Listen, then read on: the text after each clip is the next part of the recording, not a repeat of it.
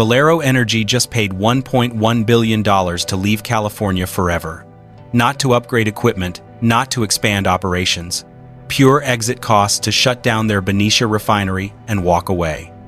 A company that operated profitably in California for 25 years decided losing over $1 billion was better than staying one more day. The Benicia refinery processes 145,000 barrels daily, 8% of California's total refining capacity. Valero announced closure for April 2026. They couldn't even find a buyer. Nobody wanted a functioning refinery that's operated since World War II. A massive facility with infrastructure, trained workforce, and established supply chains. Zero buyers wanted it. CEO Lane Riggs was blunt during the earnings call. He described California's regulatory environment as the most stringent and difficult anywhere in North America. Valero operates refineries in Texas, Louisiana, Oklahoma, Tennessee, Quebec, and Wales. They handle regulations everywhere. But California stands alone as the place they're paying $1 billion to escape. October 2024, regulators hit Valero with $82 million in fines, the largest penalty the Bay Area Air Quality Management District ever issued. The violations included toxic chemical releases and emissions problems. Valero paid in full and committed millions more for monitoring and equipment upgrades. But that fine was just one piece. California's low-carbon fuel standard adds compliance costs that don't exist elsewhere. Refiners must buy carbon credits based on production volume. The credits trade on an open market where prices swing wildly. One day it's $50 per metric ton, the next day it's $150. Industry estimates put Valero's compliance costs at over $200 million annually just for Benicia. Then came cap and trade. Refineries must bid for emissions allowances at quarterly auctions. Those allowances cost approximately $120 million per year for Benicia alone. The state keeps reducing available allowances, driving prices higher every quarter. What cost $10 million in 2015 now costs $40 million for the same emissions. The gasoline inventory mandate pushed them over the edge. Assembly Bill 21 requires refineries to maintain minimum fuel storage levels set by state regulators. Valero calculated they'd need to build new storage tanks, costing $300 million plus, carry an additional $200 million in inventory costs. The bill passed in October. Valero announced closure 2 days later. Financial documents revealed the disaster's scope. Valero took a $600 million asset impairment charge. They're spending $250 million on employee severance and contract terminations. Environmental remediation costs, $150 million. Legal and administrative closure expenses, another $100 million. Total, approximately $1.1 billion. The company tried to make it work. Internal documents show Valero invested $800 million in California regulatory compliance between 2015 and 2024. They installed vapor recovery units, upgraded emission controls, replaced storage tanks, modernized monitoring equipment. They hired consultants, lawyers, compliance specialists. They participated in every state program. Nothing helped. Costs kept rising. Valero's departure signals broader trouble. Chevron is reassessing its El Segundo refinery.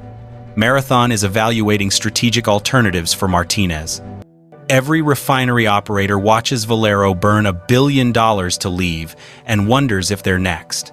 Replacement fuel must meet California's specific mandated requirements. Regular gasoline from Texas or Louisiana won't work.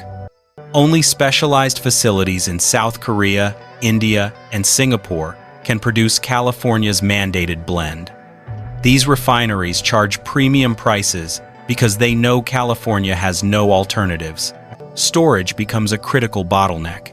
California's fuel terminals were designed for steady flows from local refineries, not massive shipments arriving every 3 weeks. Ports lack adequate tank capacity. Building new storage takes years of permitting and hundreds of millions in investment. Nobody wants to invest that money in a market where refineries are closing. California faces straightforward math. Demand remains at roughly 887,000 barrels daily. Supply drops by 145,000 barrels daily when Benicia closes. Phillips 66's Los Angeles refinery already closed, removing another 139,000 barrels per day. Two refineries providing 17% of California's fuel vanished within weeks. The remaining refineries can't increase production enough to compensate. Imports can't arrive fast enough to prevent shortages. Prices must rise. Valero's $1.1 billion payment represents one of the largest voluntary exit costs in petroleum history. The decision required board approval, shareholder notification, and SEC filings. Executives calculated that staying would cost even more than leaving. When a billion-dollar loss becomes the best option, something has gone fundamentally wrong. The refinery operated for 57 years through multiple owners, Humble Oil, Exxon, then Valero in 2000. Through all those decades and ownership changes, the facility kept running until California's regulatory environment made continued operation mathematically impossible. Lane Riggs didn't mince words. He specifically cited California's regulatory and enforcement environment as the reason for closure. Not market conditions, not mechanical problems, not lack of demand. California consumes 40 million gallons of gasoline daily. The demand exists. The refinery functions perfectly. But regulatory costs and compliance burdens made profitability impossible. California Governor Gavin Newsom's spokesman said, "State law will prevent price spikes by giving the state tools to require refiners to backfill supplies and plan ahead for maintenance." Notice what's missing. No acknowledgement that losing 17% of refining capacity might cause problems. No plan for how replacement supplies will arrive. No concern about the $1 billion Valero is paying to. California currently imports about 120,000 barrels of gasoline per day. When Benicia and Los Angeles refineries close, that requirement jumps to over 400,000 barrels daily, more than triple current imports. Ships from Asia take 3 weeks to arrive. Port capacity has limits. Storage has limits. Distribution networks have limits. Every limit adds cost. Chevron moved its corporate headquarters from California to Texas in 2024. The company continues operating California refineries, but industry observers wonder how long that lasts. The trend is clear. Refineries are leaving California. Nobody is building new ones. Capacity is shrinking, while demand remains high. The skilled workforce is already leaving. Refinery operators and engineers aren't waiting for closure dates, they're finding jobs in Texas and Louisiana. Training programs that supplied California refineries with workers have shut down. Community colleges stopped offering petroleum technology courses because enrollment dropped to zero. Valero's $1.1 billion exit fee sends an unmistakable message. A profitable company with 25 years of California operations decided that losing 10 figures was better than staying.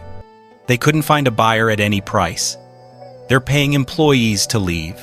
They're spending hundreds of millions on environmental cleanup.